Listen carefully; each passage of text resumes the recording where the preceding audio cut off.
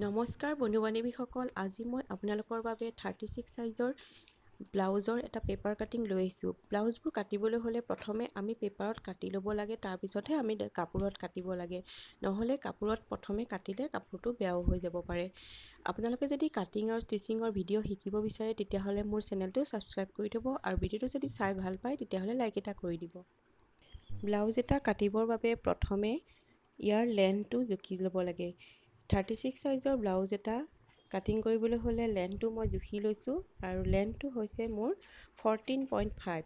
ইয়াতে 1 ইঞ্চি এটা মই বেছিকৈ ল'ব লাগিব, কিয়নো ওপৰ ফালে আমাৰ চিলাই মাৰ্জিন যাব আৰু তলৰ ফালেও চিলাই মাৰ্জিন যাব।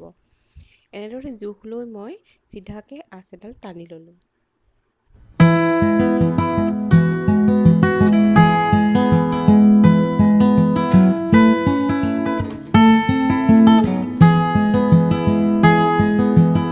এতিয়া মই ব্লাউজৰ ডিঙিটো আমাক কিমান লাগিব সেইটো মই জোখ লৈ ল'লোঁ।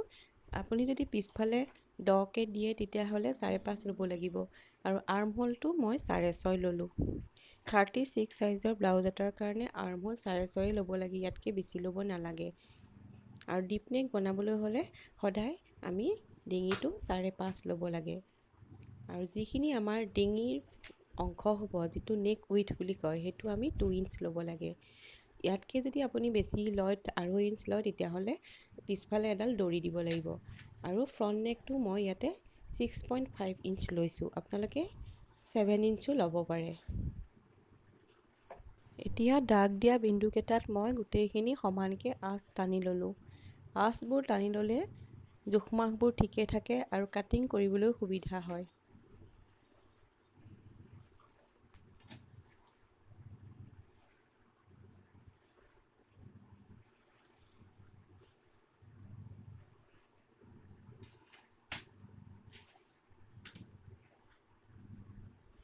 এতিয়া আমি চেষ্টৰ যিটো অংশ, আমাৰ ব্লাউজটো আছিল 36 সাইজৰ, গতিকে আমি 36ক যদি 4ৰে ডিভাইড কৰি দিওঁ, ভাগ কৰি দিওঁ, তেতিয়া আমি 9 ইঞ্চ পাম। গতিকে 9 ইঞ্চত মই দাগ এটা দি ল'লোঁ। আৰু কঁকালটো আমাৰ হৈছে 34 সাইজ, গতিকে 34ক আমি যদি 4ৰে ডিভাইড কৰি দিওঁ তেতিয়াহ'লে হ'ব 8.5। আপোনালোকে যি সাইজৰে ব্লাউজ নাকাটক, আপোনালোকে সেই সাইজটোক 4ৰে ডিভাইড কৰি যিটো পাব সেইটোৱে আপুনি জোখ ল'ব। ধৰক 40 সাইজৰ ব্লাউজ এটা কাটিলে আমি 4ৰে ডিভাইড কৰিলে কিমান পাম? 4ৰে ডিভাইড কৰিলে আমি 10 ইঞ্চ পাম। গতিকে 40 সাইজৰ ব্লাউজটোত আপুনি 10 ইঞ্চত দাগ এটা দিব লাগিব। এতিয়া মই এই দাগ দিয়া অংশবিলাকত আঁচ টানি ল'লোঁ। একেবাৰে উজু হয় ব্লাউজৰ কাটিং। আপোনালোকে এবাৰ যদি ভালকৈ মনোযোগ দি চাই সুন্দৰকৈ নিজৰ ব্লাউজটো আপোনালোকে কাটি ল'ব পাৰিব। প্ৰথমে আপোনালোকে পেপাৰত কাটি ল'ব, তাৰপিছত পেপাৰখন যিখিনি কটা অংশ ওলাব সেইখিনি আপোনালোকে কাপোৰত বহুৱাই ধুনীয়াকৈ কাটিব পাৰিব। একেবাৰে সহজ পদ্ধতি, আপোনালোকে নিশ্চয় শিকিব পাৰিব।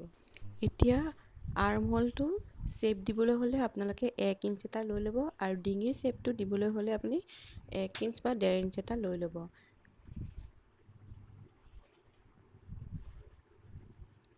এয়া ধুনীয়াকৈ মই যিডাল কাৰ্ভ স্কেল থাকে সেইডালৰ সহায়ত ৰাউণ্ড শ্বেপটো দি লৈছোঁ। আপোনালোকে হাতেৰেও দিব পাৰিব।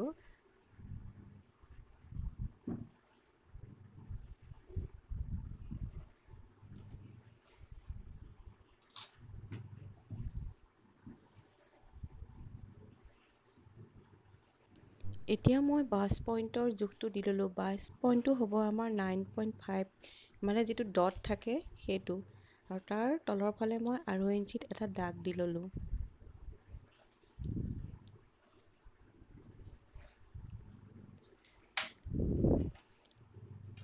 এতিয়া সমানকৈ মই আঁচবোৰ টানি ল'লোঁ। বাষ্টৰ পইণ্টৰ আঁচডালো টানি ল'লোঁ আৰু বেল্টৰ পইণ্টৰ আঁচডাল টানি ল'লোঁ।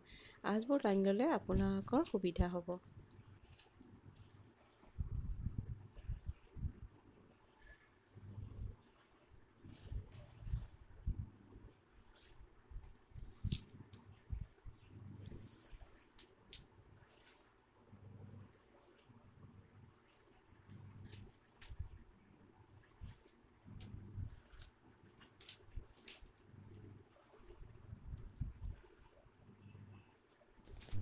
এতিয়া আমাৰ যিটো কাটৰি থাকে কটৰিৰ দাগটো দি ল'লোঁ 36 চাইজৰ ব্লাউজৰ কাটৰিৰ জোখটো হ'ব 6.5 ইঞ্চ 6.5 ইঞ্চত এটা দাগ দি মই আঠডাল টানি ল'লোঁ আৰু ওপৰ ফালে যিটো বেল্টৰ শ্বেপ হ'ব সেইটো আপোনালোকে 1 ইঞ্চ এটা বঢ়াই দিব।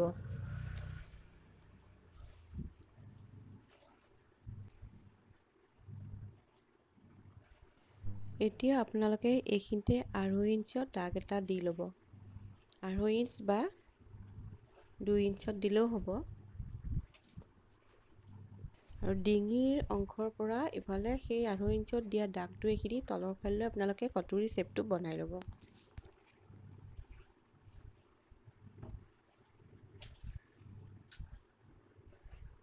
জোখ মাখবোৰ লোৱা সম্পূৰ্ণ হৈ গৈছে। এতিয়া মই আপোনালোকক পেপাৰখন কাটি দেখাইছোঁ। আপোনালোকেও এইদৰে পেপাৰখন কাটি ল'ব।